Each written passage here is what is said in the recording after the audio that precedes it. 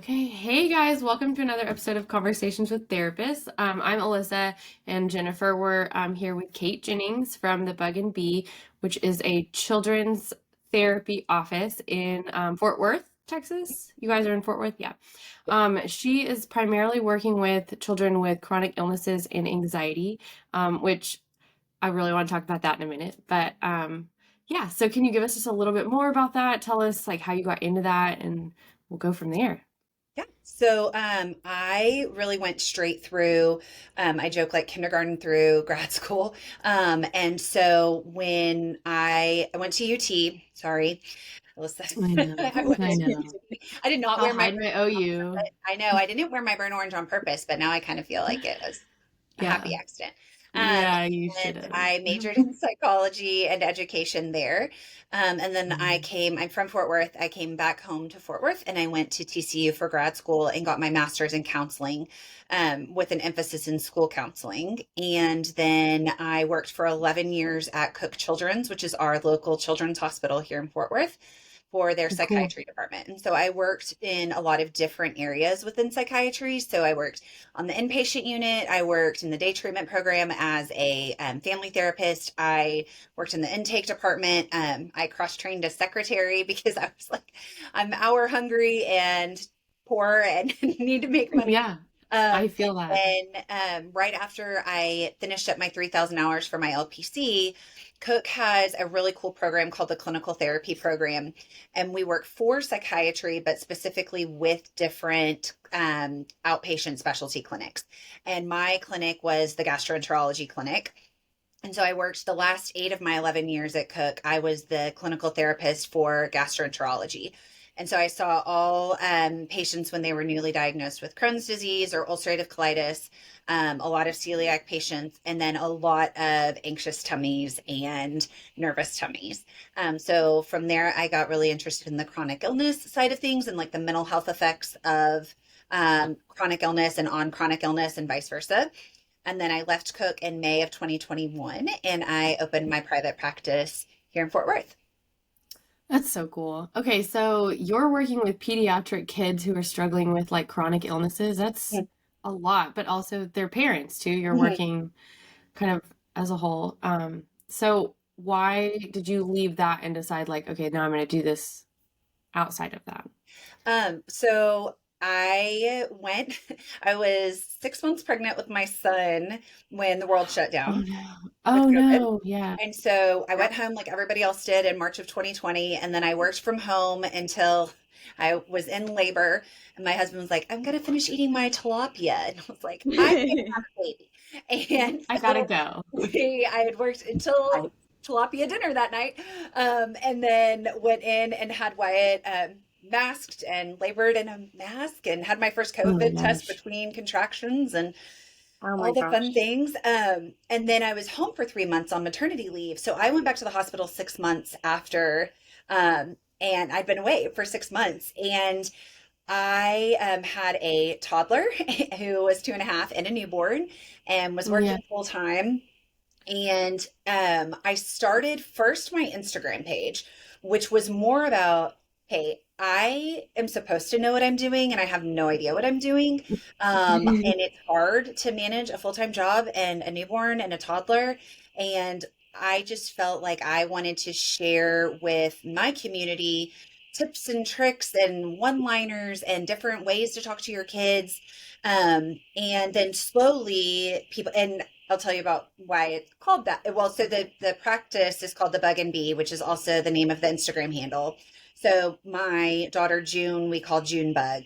And then my son's middle name, his name is Wyatt Bee, and like a bumblebee is his actual middle name after his great grandfather. And Oh so my God. it just kind of worked that they were our little bug and bee. And then I would have people messaging me on Instagram asking if I saw kids or if I was in private practice. And I wasn't. I mean, I had no intention of Yeah. opening a private practice when I started the Instagram page. I always knew I would go into private practice, but I thought I'd be like 65 and retiring. And then it just kind of happened. And I could um, there, I don't want to say like there weren't limits, but I really, when I was at the hospital, the kids I saw had to be specifically seen by the GI doctors for me to see them. And it just gave me a way to kind of expand my reach a little bit more. And then also being able to offer supportive services on social media and that sort of thing. So then So how I, did you go? Oh, sorry. no, Sorry, there's a go huge ahead. gap. How did you get from your Instagram to private practice to like, you guys just get ready, the Lake Center, which I want to talk about too. Like I feel from 2000 what, One. 21 Uh-huh. to this, like, Yeah. oh my gosh, that's amazing. Oh, thank you. Yeah, so when I was looking at office space, my best friend's boys had been in speech therapy, and she had been in an office.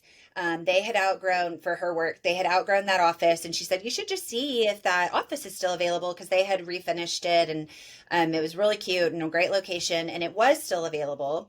So I moved into there and had two other offices. And so apparently their speech therapist, who the boys had visited the boys at their mom's work. So she'd been to that office building before.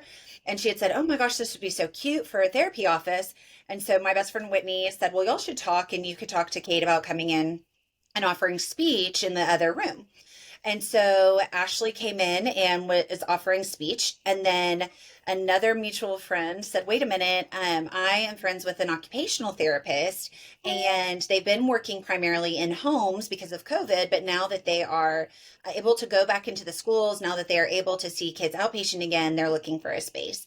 And so then the occupational therapist was partnered with a physical therapist, and that was Lindsay and Amanda. And so we had Lindsay, Amanda, Ashley, and Kate, and I was decorating our Christmas tree. And I had little initial ornaments, and it was an L and an A and a K. And I was like, oh, that almost spells lake. That'd be cute, like the lake house or the lake center. Well, then the next person to come on board's name was Emily. And Oh my so it gosh. was perfect. And she was coming on as a therapist. And so the lake center is sort of our building name, if you will. And then it houses six separate entities. And those six entities, we have the Bug and Bee, which is us for counseling and my team of four.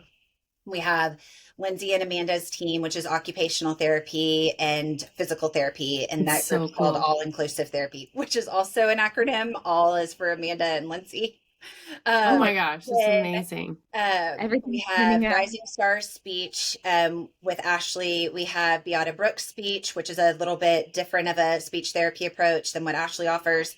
And then Ashley's best friend was looking for a place to do reading tutoring. And then one of my best friends who's also named Lindsay, was looking to open a private Pilates studio. And so we have Ring Reforms Pilates also. And so the moms can come and take care of themselves. So they're not just sitting in the waiting room waiting for appointments. They can go in and work out with Lindsay while their kids Amazing. are in therapy with any of us. And then we can all refer to each other too, which we do a lot. So it might be, Yeah, hey, he's nailed down all of his speech stuff. He's graduating from speech, but he was teased a lot and needs to work on self esteem. So Ashley might send him to me to help with self esteem and confidence building. And so it's that's been so cool. really cool just all having our spaces all together because we can refer to each other, but also all see things through such a different lens and can talk through everything. I And imagine you you're have a all women. massive referral network then, because the moms come in and then they see you guys and they're like, well, we go here for speech, but Mhm. also there's OT and Yes. therapy in there. And Like, that'll happen all the time. Or we'll be in the waiting room and a mom will be like, hey, can I ask you a question? Or I've been meaning to ask, or what kind of therapy do you do? And so it's also, I mean, it's all been really word of mouth. I haven't really actually until until TME, I didn't really invest a lot in advertising or and I mean, I guess it's still not really advertising that I'm doing with you guys as much as just continuing my Instagram presence, but um it's all word of mouth, which I would rather take my kids to see somebody who I Oh, knew had 100%. done Yeah. great with one of my friends' kids. So, Yeah. yeah. Yeah, I think so. I mean, it just like you can look up Google reviews and stuff, but I don't know, just that personal Mom connection. talk. Mhm. Yeah. Yeah. Well, and Google reviews are so hard because there's no way to do it anonymously. And so, No, you have to like put your name on them. yes, and then Yeah. in an ethics education thing I was listening to, it just talked about all the ethical dilemmas of, soliciting reviews. And so Oh, I mean, the parents that have left me reviews, I did for probably like 2 weeks say, hey, I'm on there if you want to. But then I was like, oh, nope, I don't want to mess with it anymore. And so now it's usually just like messages that they send me that I'll ask, hey, can I share this? So. yeah, that's really cool. So you kind of started with kids and chronic illness, but your other clinicians, they don't do the same thing, right? Like they're No, and so my two LPC associates who I supervise, one sees kids starting probably about 3, just because she's really interested in play therapy. I love the concept of play therapy. I think because I have 2 littles, I cannot do play therapy. Like I only no. have so much play therapy in my body, and if I do it all at work, I won't be able to play with my kids at home. Yeah. And then one of them, it's great. The other one is a school counselor during the day. And so she's able to offer evening and weekend availability, which I don't do. So I stick to my kids' school schedule. And then another one who is coming on, she is just kind of starting to figure out where she wants to focus. But her majority of her experience has been in crisis management too. So. But you guys see kids I mean primarily do you see parents or is it just parents of those Yeah, so kids I mean, like parents are always going to be crucial to any kid yeah. doing well.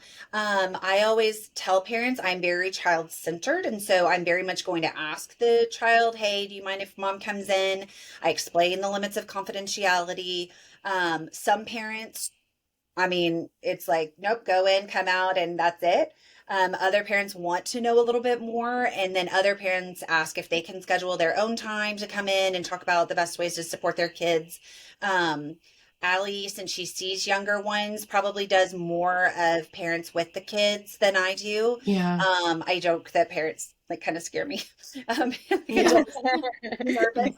But I Adults mean, are I've hard. taught parenting classes. I've done parenting the whole time I've been doing therapy. I just kind of integrate it more into what I do. And so yeah, we definitely work with parents and help parents as long as the issues are child focused. So if a parent wanted to come in and strictly talk about her divorce and her feelings about that, then it wouldn't be as appropriate versus a parent coming in and talking about how the divorce is affecting her daughter and how she can share with her daughter that they're getting a divorce and come up with ways to talk to her kiddo about it. Do you see a lot of people that come in like pre-divorce to kind of get that like So hey this interesting. is Yeah, happening? I've actually one of the things that's kind of done really well on my Instagram is how to talk to your kids about A, B, and C. And there's a pediatrician who was like, please just write a book, which I do want to write a book, but not about that. I want to write a children's book series, but Oh, that is a different You conversation. should. Yeah. But About nervous tummies because I would have yes, and thrived on those so books as a my own wow. daughter child. June is doing so much better now, but struggled so much with anxiety and takes medication. Actually, both my kids take anxiety medication and have both been in play therapy. And so I want to call it Jittery June. And see, now if I say it on like this public forum, I really have You to do have to it. do it. Yeah, you have to do it now. And write a little children's book series about that. But That is the cute. thing that really I feel like I do well and my friends kind of resource from me is how do I talk to my kids about this? And so yeah, I have seen families come in and say, "Hey, we've decided that we're going to get a divorce. How do we tell our kids? Where do Yeah. we need to start?" And I've had some parents who come in and they're like, "Here's our color coded schedule and we're ready to go," which is great. But then I have other parents who have different, it depends on, of course, the circumstances of the divorce. How much do we share with our kids? What are we supposed to say? And then I'll also have conversations with parents about how to talk about death and dying. That's another big one. Or, I need to tell her that grandma has cancer and that this might be the last time we see her, but how do I do that and keep the conversation going? So, there's sort of like prevention versus intervention in that case. Yeah. That's We've actually interesting. seen quite a few. It's weird that you bring that up. We've seen a bunch of blog posts go out from therapists about how to talk to your kids about cancer. I think it was Cancer Awareness Week a couple weeks Yes. ago, so that could be Yes. why. Definitely. But It was all of blood. them. September is uh, blood cancer. I yeah, also do a I also work for my best friend who had the office before me. She and her husband started a family philanthropy, and I'm also their executive director, and it is based on education and health concerns, but I also do a lot of stuff with the cancer community in Fort Worth. And so it is a tough, like impossibly tough conversation. And September was Blood Cancer Awareness Month. It was Childhood Pediatric Cancer Awareness Month. Oh my gosh. It's also like National or World Mental Health Day was last week. September is Yeah, Suicide Awareness Day and week. So it's a lot it of was a my lot. worlds crossover. Yeah, that's sure. wild. Okay, so you're seeing kids or your coworker is seeing kids as young as 3. Are they like in my mind, those are reasons like of severe trauma, but are they all or are they for a Not lot of different necessarily. things? It might just be my 3-year-old is having really big tantrums and I don't know how to handle that. He needs to learn some coping skills. He needs to learn to identify his feelings, process his feelings, talk out his feelings. Impulsivity, sort of how to think before they're acting, whether it's aggressively or whether it's just running running out in the street Yeah. as 3-year-olds Oh do. yeah. But a lot of times I think that it's just because as parents, especially with our first one, we're like, I don't know what to do with this. I don't Yeah. know how to handle this. And so a lot of that with the littles has to do with that. It's not as much, we don't see in our practice, I would say, as much of the trauma. I mean, but there are certainly a lot of great therapists who do, and a lot of therapists who work on all of the different childhood traumas, and then even things like educating parents on how, trauma doesn't have to mean they lived through Hurricane Katrina. Trauma could mean mom and dad got a divorce last year and he's adjusting to Yeah. that. And so a lot of times with littles, we'll also see like getting in a lot of trouble at daycare, or for that matter, doing really great at daycare. And then they come home and they're just a holy terror. And they just And fall so apart. how do you Yeah. kind of navigate that and parenting strategies and appropriate consequences and stuff like that? How do you Read, oh sorry. The Anxious Generation. That book Yeah. went around Yeah. my mom circles and blew my mind. I think I'm doing everything wrong, so that's unfortunate. But like it said that Well, we I all are, but it's for the basic Yeah. concept is that overprotective parenting is leading to a rise in mental illness in yeah. teens and causing like all this like anxiety and to like leave your kids alone essentially. Are you seeing like these same trends that it talked about, social Yeah. media and Yeah. smartphones, Oh my gosh. anxiety, Just all the things? Jonathan Knight's amazing. And he's a great Instagram follow too, just for a lot of his like little tidbits. Yeah. And I think that with the younger kids with a lot of screens, I see it being more problematic like when they're being asked to stop playing or asked to get off of it, or Oh my gosh, that is it's such a time to struggle with stop my the kids. iPad and do something different. And so setting those limits in advance and saying, you can have, do you want 5 minutes or 10 minutes on the iPad? And then setting a timer so that they have a choice, but then also so that you're not the bad guy, the timer's the bad guy.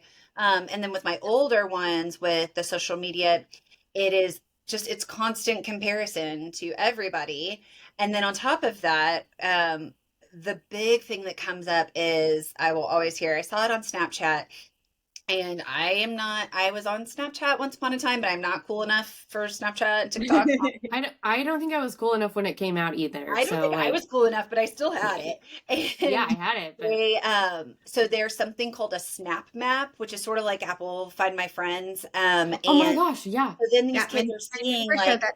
So creepy. yes, and then they're It's so seeing though, like, creepy. wait a minute, why are Alyssa and Jennifer at the movies, but they didn't invite me? That's weird. Oh, Or ew. they'll see the picture and then their feelings are hurt because they posted a picture without them. And so it's been really, really interesting that it's like stuff we all knew, but just didn't have the scientific data behind it, and that's what the book offers. And our school that my daughter goes to, it was required reading for at least the lower school teachers. I don't know if all the teachers read it. So the elementary school teachers. Oh wow. And That's so cool. yes, I and didn't know I mean, that, I like, love that it's just making like the that. conversation normal to Yeah. talk about too. Yeah. Well, and I just like honestly, like what a good principle to say like, hey, you have to read this. Like Yeah, that's so cool. yeah. Welcome to Fort All the Worth. parents have read it, and Yeah. Yeah, it blew up in my mom's circles, and everybody was going, ah, like what's happening? What are we doing? I don't know that I mean like I already have anxiety. Like, do I want to read that? You don't. I probably should. Oh, okay. I do not suggest the audiobook version. I tried it, and it's a lot of statistics, and I am very much a concrete learner anyway, and so I don't know why because I commute, and so That I would thought make that'd be me easier, but crazy. definitely get the book instead of listening to it if you're gonna do it. And just like flip through those like number statistics. I would totally flip through those. Yeah. Oh my gosh. Okay, so I have to ask, you have anxiety sitting behind you. First of all, I went to Disney World with my kids and could not find any of those guys Oh no. anywhere in the whole What? park. They had fear. Fear was the only emotion in a stuffy that they had, and I was so upset about that because like he's not my main character. I love the anxiety character so Well, much. you'll be very impressed. This is a Walmart.com purchase, but she also talks and shakes.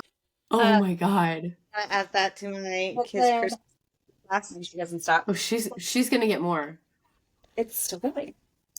Well, now I can't get it to stop. Isn't that like anxiety though? Now I'm like trying to get it to stop and it won't. But I do have I don't know what it's called, like a busy book, and it came with a set of all the figures. And so I talk about how like, we want to keep your anxiety this big instead of letting it grow this big. And so, Yeah. um, Inside Out 2, and I mean, I think a lot of people glazed over the first one. I loved the first one too, but it has made the conversations so cool with the kids just to be able to Yeah, talk about like like when Riley did this and so we saw it in theaters, my kids and I did. My mother has yet to see it, which I'm unhappy about. Um, I haven't but like you need to. now. It's on Disney Plus. Just It go watch it. is. Yeah. So I have anxiety and like a lot of the stuff in there it was just like it gave like images and like voice to things that I couldn't voice. And then like it's teaching my kids like how is she still talking? Anxiety's still talking over there. um it like gave me a way to talk to my kids about it. I mean, like I don't have these like really bad anxiety or panic attacks. It's more just like an internal thing. But like that movie gave us like talking points for that, and I just like Disney really hit the nail on the head with that one, yeah. you know, because they did. And I'm sure that they hired like child psychologists to do this whole thing, but like I loved it. I loved everything about it. It's so, I mean, I saw it twice in movie theaters. I wrote it off the second time because I took notes and I was like Oh studying my, it. so smart. And then it came out on Apple TV and it was $30 before it was on Disney Plus and I paid for it. I was like, Yeah, we rented it before. My kids yeah. loved it so much. We rented it. It was so And good. I mean, I agree. And I could go on and on about the movie, but it's so cool to be able to talk to kids about things like, well, you know, in this part of the movie, how anxiety, oh, it's not a spoiler alert, Jennifer, so, but there's like a storm going around anxiety and nothing can get in that storm. That's kind of how your kids, like talking to parents, kind of how your kid's brain is when they're having these big feelings, like nothing is getting through to them. So you sitting there trying to say, take deep breaths, calm down, it's going to be okay, you're fine. It's not even registering It's just like because of this pinging off whole them. storm. Yeah. Kind of like Joy can't get into the storm, and there's so many good depictions of everything in it. So I know. I tell It all was my family. I mean, I think all my families have pretty much gone, but if you haven't, then you should go. follow Yeah. all the social content. The content around this movie on social media is just amazing, but it cracks me up because you always see the children of the 80s being like, "Why are we so full of anxiety? Because the Lion King's dad died, the Bambi's mom died." Like, and now you have all these movies where you're teaching emotional Feelings. regulation, and they I were like, know. "Where were you at then, Disney?" Like, No, Yeah. I know. so There was funny. one that was like the Disney character I thought I was going to grow up to be, and it's like Belle, and then it's us in the Disney character I grew up to be, and it's anxiety. It is anxiety. Yes. She Yeah, is me. good. She is Love the me.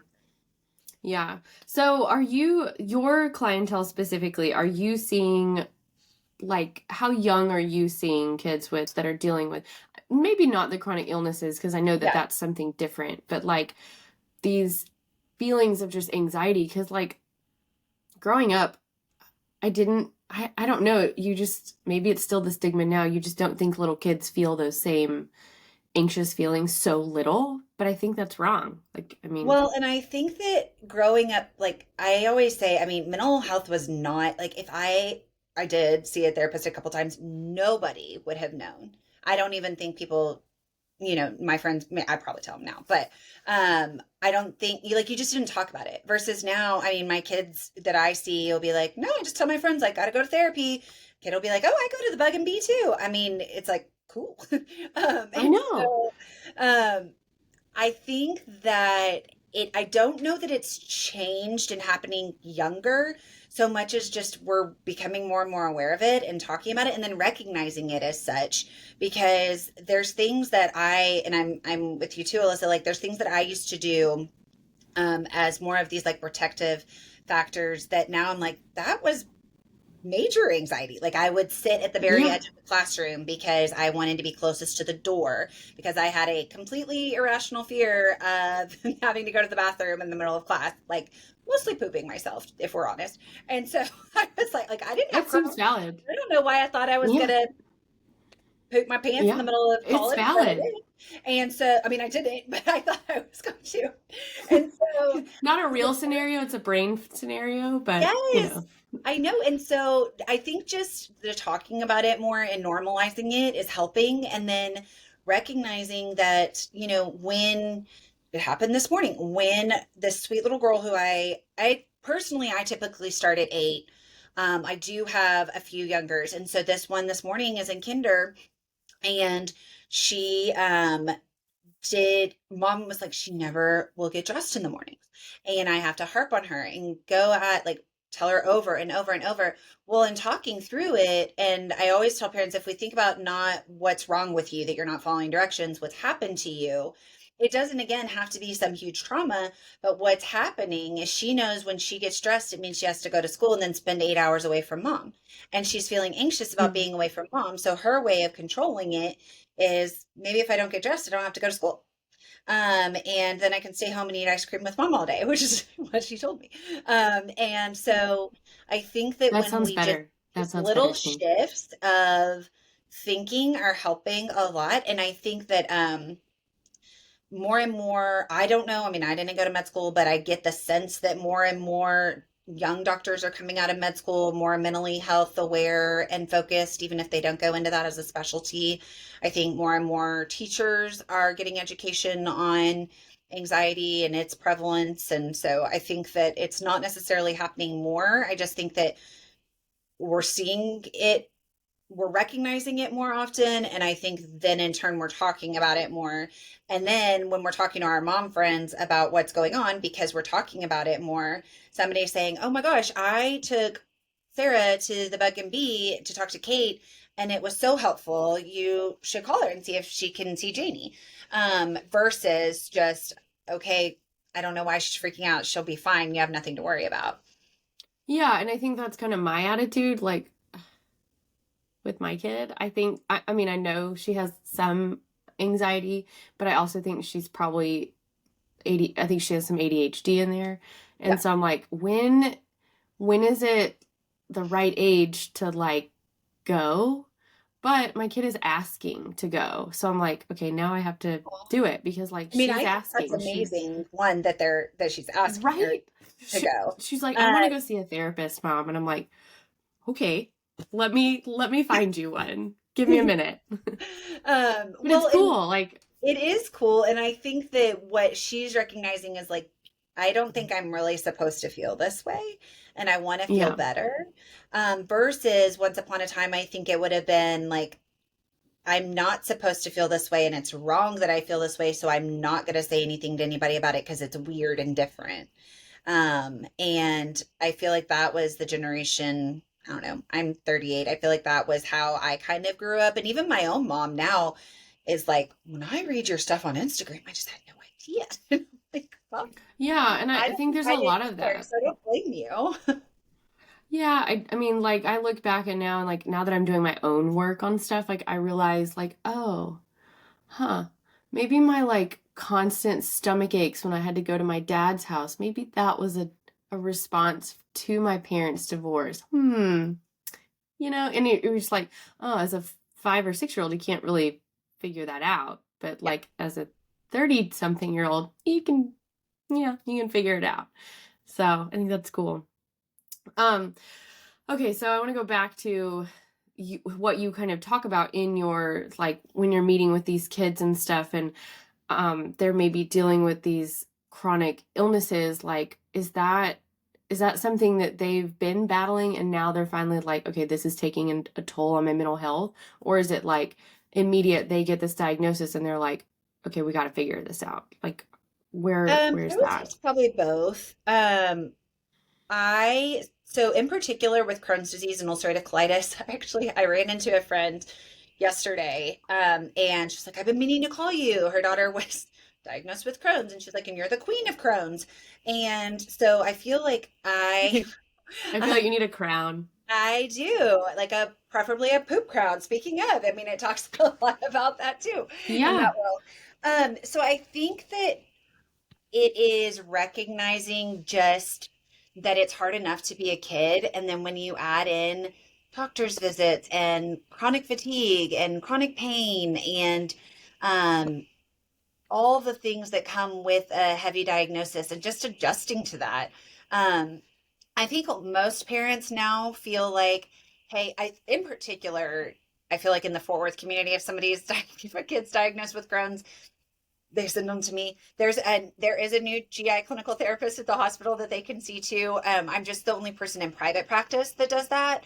Yeah. And so I think it's just the knowledge too of the medical piece is helpful for me, and being able to give the kids some words to explain things, whether it's diabetes, whether it's Crohn's, whether it's celiac, to help them explain that in kid-friendly language, so that, if their friend asks them, and help them feel prepared, because also then I'm kind of jumping all over the place, but also, if they're out of school for a week and they come back, they're like, I don't want everybody to ask me where I was and have to explain it. And then they're going to ask me all Oh, these yeah. questions. And so helping them to be able to answer those questions can bring down their anxiety, which is going to help their stomachs feel better, not on the Crohn's side, but just from the stress side. And so, it's a little bit of new diagnosis, a little bit of ongoing stuff.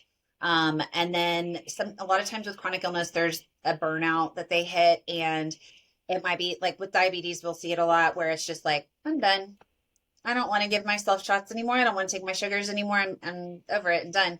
And Oh, so then parents will seek therapy to try to help with kind that.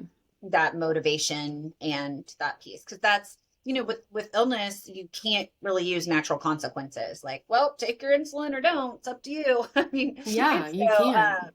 it's hard. And a lot of times with parents too, it might become more of a power struggle.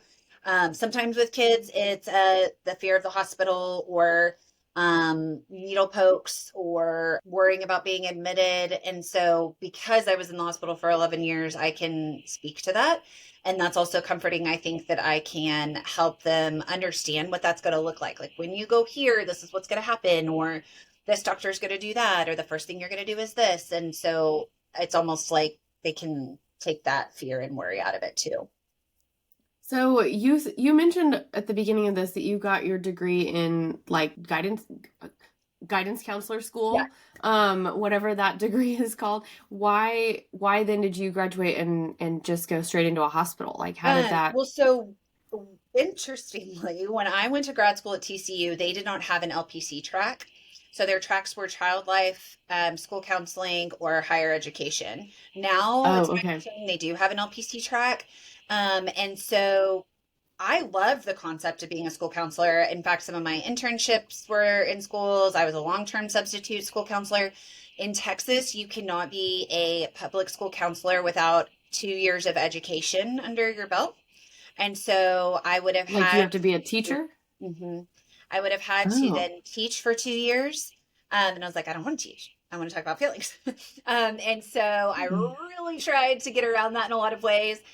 In private schools, you don't have to have that. So I actually interviewed where my daughter is now, which is also where I went, and debated going that route. But honestly, I was sitting in research class and sorry to Dr. Huckabee, and I was Googling jobs for grad school and counseling.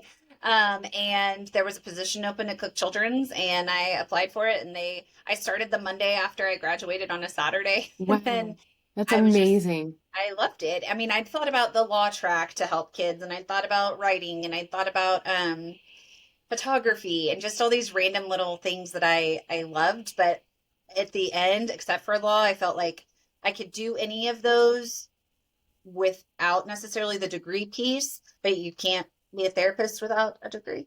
And then I had an internship at the Travis County Juvenile Public Defender's Office and at the Austin State School one summer. So I went from like my jeans and a t-shirt and getting hit and restraints and all the things to like putting on my hose that you had to wear and kneeling skirt at the courthouse. And I was like, Oh my gosh. I want to do the other one. So, Yeah. Oh my gosh. I can't even imagine doing like the juvenile side of the like law juvenile side of yeah, that stuff. Like, I oh just my knew I gosh. wanted to help kids. Yeah. That's really cool. So when you started at the hospital, was that like eye-opening to you to see how much of the like brain body connection there is, like the stomach stuff? I mean, I know Yeah. that there a lot of those people are dealing with chronic illness, but you talk about like the nervous like it's like a gut reaction. Like I think that there's more and more research coming out, but you started this over 11 years ago. Like Yeah. how has it changed, I guess? Or I expanded? think More have we learned?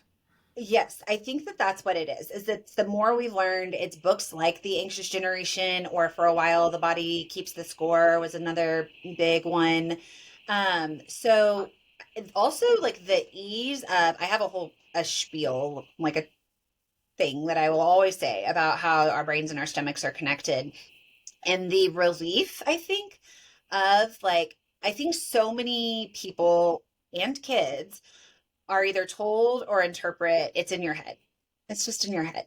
Yeah. And I'm like, well, it is, but it's also in your stomach. And this is how those levels all correlate. And that's relieving to a lot of kids and people just to be like, okay, somebody believes me. And so I Oh, think even now, like you're saying, when kids get stomach aches, it's more natural of a conversation for nurse or teacher or parent to say, gosh, is there something you're feeling worried about? And I think it's just becoming a normal part of the like, have you eaten today? Did you poop today? And are you feeling worried about something? yeah. Oh, yeah. I ask those questions a lot to my kids, but yeah, I think that, I mean, I think it's fascinating. I also like, have you seen things to kind of untie those two things? Like, have you seen techniques or coping skills that untie them, or is it just kind of like that's always going to be connected? No, I think it's always going to be connected. The way I explain it, I mean, I can like give you my little spiel and that will help a little bit. But I always talk to kids and I will say that our brains and our stomachs are really closely related. So the chemical, I say chemical, don't at me that serotonin's not technically, but I'll say the chemical in our brain that helps us feel happy. And then I use inside out. I say it's kind of like the control panel. And inside out, it tells us if we're feeling happy or sad or upset or worried. That has a name and it's called serotonin. And when our serotonin is high, our worries are low and life is good in Kate world. I'm not stressed out about anything. But as our worries go up, our serotonin drops down. They work opposite from each other. And so maybe I have a test tomorrow, or I need to remember to pick up my kid from school, or it's raining and I don't like driving in the rain. So my worries go up and my serotonin drops down. But of all the weird and wild places in our body for serotonin to be made, it works in our brain. And then I'll tell the kids, and guess where it's made? It's made in our stomachs. And I don't go into like 94% of it. It's made in our stomachs. And so what happens is when our worries are high, our stomach says, help, Kate needs more serotonin, go into overdrive. And our stomach tries to crank out extra serotonin because your stomach says, you got this, no big deal. I'll boost your serotonin, that will go up, your worries will go down, and everything will be good. But the problem is that if our stomach is cramping and trying to crank out extra serotonin, is that going to help your worries or make your worries worse? No. It's going to make them worse. No. And so then our worries go up and our serotonin drops down even farther. And so I explain to kids, so there's two ways we can help that. So counseling and therapy, like what I do, can help bring your worries down, which will increase your serotonin. Or medicine, I don't prescribe medicine, I'm not a doctor, but medicine, and the long name for them is selective serotonin reuptake inhibitors. And they come over and work like a little vacuum and they suck up every little last ounce of your serotonin so that your serotonin is as high as it can be. So then the medicine makes your serotonin go up, which brings your worries down. And so that way your stomach doesn't even have to be a part of the equation. So your stomach's always going to be a part of the equation, whether you handle it through therapy and coping skills on the worry side or whether you handle it through medication on the serotonin side. But they'll always stay connected. And I think it's something that has far more research behind it than my basic kid explanation, but that's what I always share. No, I liked it. I mean, I liked it because that is one of the biggest things I struggle with when I get anxious is that like anxious stomach stuff. Mm-hmm. And I've asked that question before and nobody's been able to tell me like, yeah, they're probably always going to stay connected. It's kind of like, well, we don't know. And I'm like, I feel like we know. I feel like we know. Like they can stay connected. Yeah. And it's just an acceptance piece at that point. Yes. But And calling it that too. I think that for some kids, then it turns into like, why is my stomach hurting? I don't want to have to go to the bathroom in the middle of my test. What if I have to go to the bathroom during my test? But being able to, like Dan Siegel style, name it to tame it and say, it's because I'm feeling anxious. And I know that. And I know that it's an irrational thought that I'm going to have to get up in the middle of my test to go to the bathroom, can be helpful. So, yeah, I think so. Well, I really appreciate you being on this today, and this was super awesome and informative. And I now want to move to Fort Worth to go do Pilates and let my kids go to therapy. come on, girl. So that's where I'll be. No, I'm just kidding. And then obviously keep us in the loop with your children's books because I will. that's awesome. Thanks. My grandpa used to live in Fort Worth, and he wrote several books cool. through TCU Press. Yeah. So look into that when you're, doing that. Okay. But Yeah, no, that's funny because I actually know some people that used to work there. it's a weird small world. I actually grew up in Texas. It was like the black sheep that grew up in South Texas and then went to the University of Oklahoma. Oh. Yeah, so That's fair enough. It is a beautiful campus. I will give you some. I know. OU's so pretty. TCU is pretty too though. Like honestly, Baylor's pretty. UT's okay. Because it's like inner city. I mean, it is. It's like it's a lot downtown. Yeah, it's a lot. But okay, well, cool. Well, thank you so much for talking with us. Thanks for having me. Yeah, and make sure you guys go check out the Bug and Bee if you're in Texas, and if not, I'm sorry about you, but here you go. We do offer virtual, so if it's like a teen situation, or I even have some kids who were younger and then they went off to college, and as long as they're still in Texas, I can offer them therapy virtually, which is super cool too. So. Oh, that is cool. So if they go to school, if you've had them as a client and they go to school out of state, can they still can you cross lines? So it depends on the state laws. LPC gets really tricky. During COVID, they put a grant in that it didn't matter where anybody was. They just wanted everybody to get help. Now it's changed a little bit. So it just depends on where the recipient, so like where the client is located. But yeah, I mean, I have a girl who I saw all 4 years that she was at A&M, and then now she is in PA school. And I have a girl who is at Texas State. So That's really cool. yeah. That's awesome. Okay, well, now it's for real goodbye. So it's great talking with you, and thank you for being Thank on this with us, you. and we'll Okay, thanks, guys. talk to you again soon. Bye. Bye.